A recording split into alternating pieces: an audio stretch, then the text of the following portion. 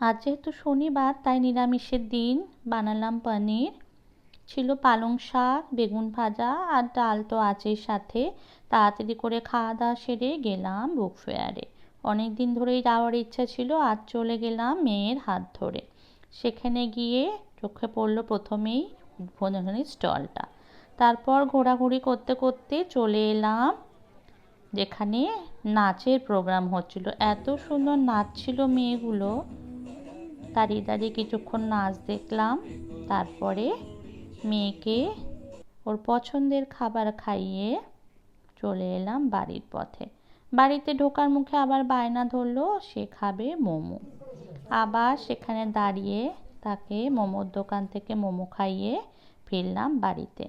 ঘরে ঢোকার আগে পাড়ার মোড় থেকে রুটি কিনে চলে এলাম বাড়িতে। এই হলো আজকের সারাদিনের পর্ব।